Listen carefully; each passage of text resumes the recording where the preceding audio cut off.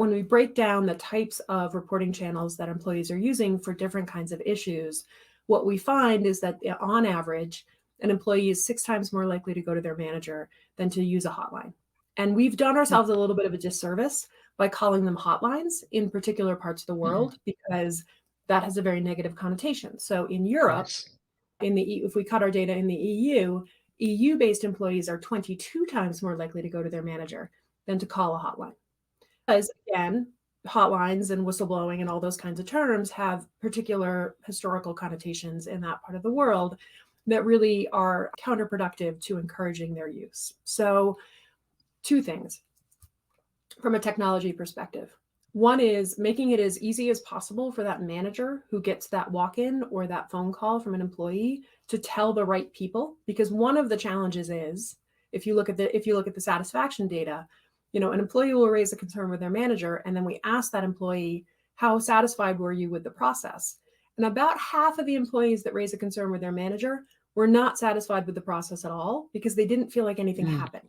Because they raised it to their manager and it stopped there. The manager froze. They didn't know what to do. They didn't know where to go. They put it on their to-do list, and it kept moving down towards the bottom. They didn't think it was that big of a deal, so why should they bother?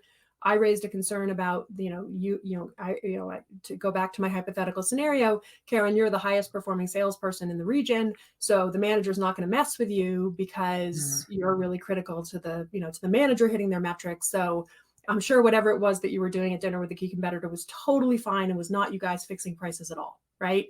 That's the kind of thing that can happen when you don't properly prepare your managers to be that channel. You make it too hard for them to raise a concern, or they don't know where to go.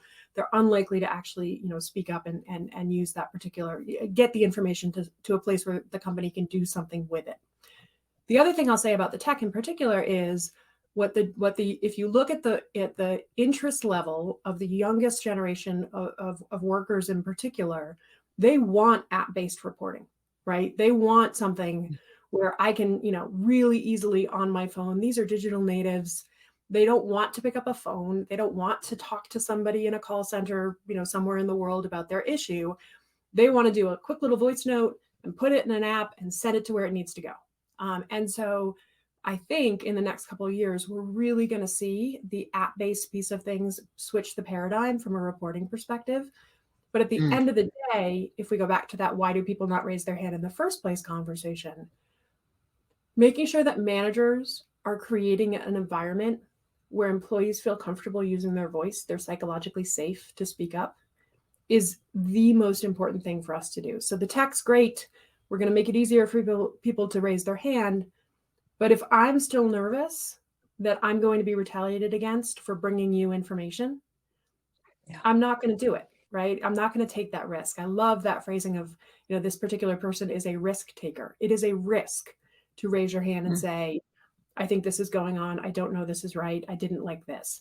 And so the easier we make that, the safer we make that for the employee within the nucleus of their team, the more likely they are to give us that information early and often. And at the end of the day, that information is a gift, right? That employee is bringing you something that you can do something with. And so the more you can demonstrate that attitude of gratitude for that information, the more likely you are to keep those channels open. Right.